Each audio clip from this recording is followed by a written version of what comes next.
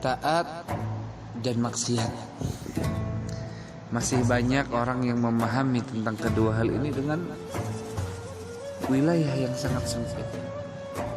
Padahal kita yakin apapun yang Allah berikan kepada hambanya itu berasal dari kemahabaikan Allah Subhanahu wa ta'ala. Sebab Allah maha baik, kita harus yakini itu. Makanya wa husnuzanu fillah min afdalu indal abdi. Berprasangka baik itu, berprasangka baik kepada Allah itu adalah seutama-utamanya ibadah seorang hamba. Jadi luar biasa ya, luar biasa. Kita ini masih banyak berprasangka buruk kepada Allah.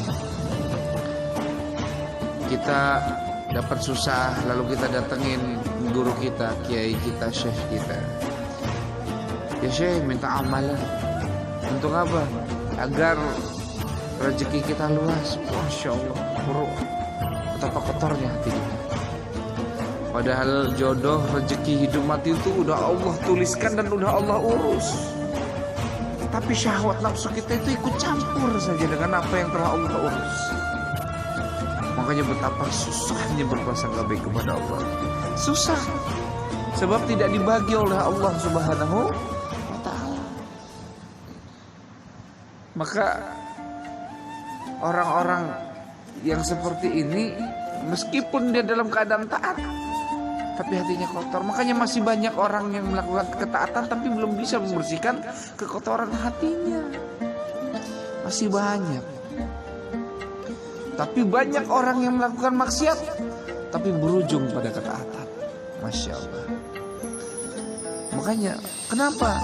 Karena orang yang taat susah untuk takut kepada Allah. Menghadirkan takut kepada Allah itu susah. Tapi orang yang bermaksiat, bila Allah tajalikan rasa takut saja kepada Allah, Masya Allah. Makanya beda rasanya ketika sujudnya orang yang merasa kotor dengan orang yang merasa bersih. Oleh sebab itu hadirlah tarekoh, hadirlah para masyayikh, hadirlah para mursyid, para murabbi, para muqaddam. Itu untuk mendidik manusia. Syariat turun untuk mentarbiyah diri kita. Syariat turun itu untuk mengetahui perkara buruk secara zahir. Tapi tarekat hadir untuk kita mengetahui perkara yang kotor dalam keadaan yang terlihat benar, terlihat baik. Melihat hal buruk ketika kita benar, ketika kita baik itu gampang. Tapi ketika melihat kekotoran di diri kita, ketika kita baik itu susah. Makanya kita terlalu banyak melihat manusia. Kita itu SMS susah melihat orang senang melihat orang susah. Kita ini banyak masih lihat orang, suka banget lihat susahnya orang, senangnya orang. Lihat orang susah udah jadi bahan gunjingan. Lihat orang senang dikit nggak terima kita. Kenapa? Karena kita nggak dapat. Karena kita ini masih berjalan dengan syahwat nafsu kita yang masih menggebu. Syariat hadir untuk melihat mana yang baik dan mana yang buruk. Tapi tarekoh hadir untuk melihat yang buruk ketika kamu merasa baik. Makanya melihat kotoran dalam kemaksiatan itu gampang. Karena maksiat memang kotor. Melihat kekotoran dalam kemaksiatan itu gampang. Tapi melihat kotoran dalam ketaatan, nah ini kan. Makanya kenapa kita butuh mursyid, makanya kita butuh guru, agar kita dididik tazkiyatun nafs, mensucikan diri kita. Karena kita paham perjalanan ini dari Allah dan akan kembali kepada Allah. Adakah yang menolak innalillahi wa inna ilaihi raji'un? Apa yang berasal dariku akan kembali kepadaku, kata Allah. Gak ada orang yang mau menolak. Semua perjalanan manusia, mau yang taat ataupun yang maksiat, semua menuju kepada Allah Subhanahu wa ta'ala. Gak ada yang tidak menuju Allah, gak ada. Semua manusia menuju Allah. Tapi ketika kita hadir di dunia, kita ini dididik oleh Allah agar semakin mengenal dirinya. Salah satunya di sini kita coba untuk mengkaji tentang taat dan maksiat. Makanya masih banyak orang yang dalam ketaatan tapi hatinya kotor, penuh dengan kemaksiatan. Kita ini masih cegukan lihat orang melakukan dosa. Kita ini masih cegukan lihat orang maksiat. Kita ini masih cegukan. Kita itu cegukan kalau lihat iblis tobat tuh baru cegukan. Kalau lihat malaikat minum khamar itu baru cegukan kita. Kalau manusia maksiat itu ya memang namanya manusia letak kesalahan kok. Memang manusia itu letaknya kesalahan. Ada manusia yang tidak memiliki keburukan. Nah hanya Nabi yang dimaksud. Hanya Nabi yang dimaksud. Selain Nabi ada manusia yang menjamin dirinya tidak melakukan dosa. Bahkan sekelas para wali saja dosa terbesarnya adalah ketika mereka lalai dalam mengingat Allah. Itu udah dosa besar. Bahkan seorang wali saja dia punya dosa. Apa ketika dia lalai mengingat Allah, itu dosa besar. Berpalingnya dia dari Allah itu adalah dosa paling besar. Apalagi kita rajin sholat ke masjid aja, lewat jalan anak muda lagi nongkrong, di hati kita Masya Allah, kok mereka gak sadar-sadar ya. Nah terus kita jalan ke masjid, betapa kotornya hati kita kayak gitu. Makanya Rasulullah itu rahmatil lil alamin, menegurnya itu dengan sesuatu yang baik. Makanya Rasulullah itu uswatun hasanah, contoh suri tauladan yang baik. Rasulullah itu menegur dengan akhlak. Dia menegur tidak menyakiti. Ya, Masya Allah. Dia mengingatkan tanpa menyakiti. Dia mengajak tanpa memaksa. Masya Allah. Luar biasa. Makanya Rasulullah itu suri tauladan yang baik. Makanya banyak orang mengikuti sunnah Nabi, tapi mereka tidak mampu mengikuti sunnah Nabi secara batiniahnya. Banyak. Sedangkan apa? Sedangkan Rasulullah SAW sendiri mengajak manusia itu dengan rahmatnya Allah. Nah kita ngajak manusia itu masih dengan syahwat nafsunya. Makanya perlunya kita mursyid, perlunya kita guru masuk tarekat untuk mendidik tazkiyatun nafs kita. Kita banyak berzikir untuk mensucikan hati kita. Agar apa? Agar hidup jiwa kita berjalan menuju Allah Subhanahu wa ta'ala. Sehingga apa? Sehingga iman kita ini kokoh. Baru dikatakan orang beriman seperti ini. Ingat sebuah hadis yang mana diriwayatkan oleh Abu Darda radhiyallahu anhu, yang mana berbunyi annahu sami'an Nabi sallallahu alaihi wasallam wa huwa yaqussu 'alai mimbar faqala Allah Ta'ala fi kitabihil karim, surat Ar-Rahman ayat 46. Apa itu?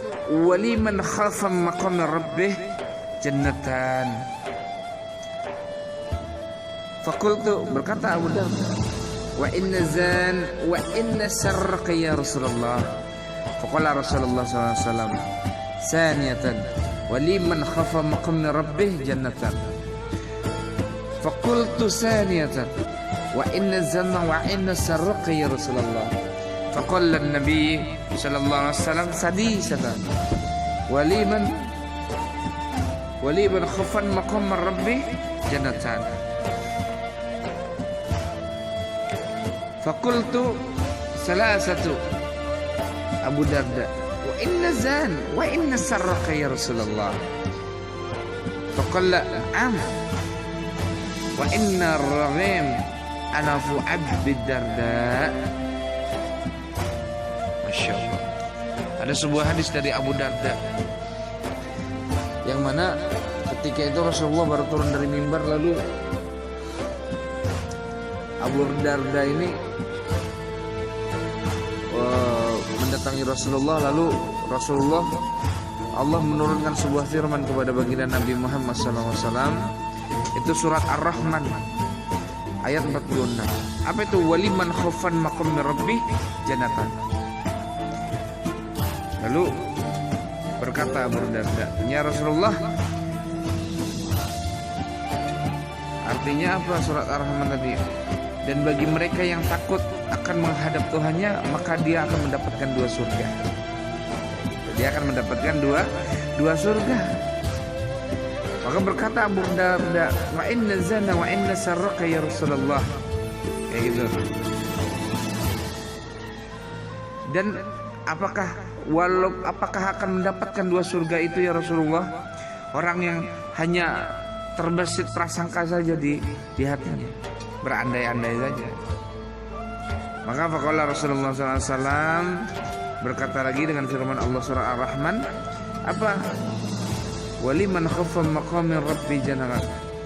Sampai berulang-ulang ini sampai 3 kali.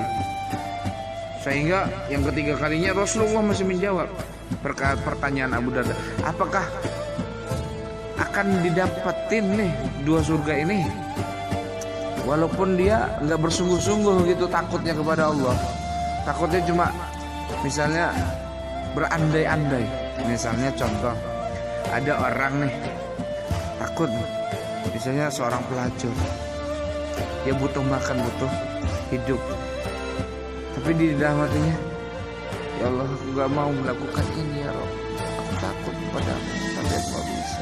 Nah, tapi dia lakuin juga, dia jual diri.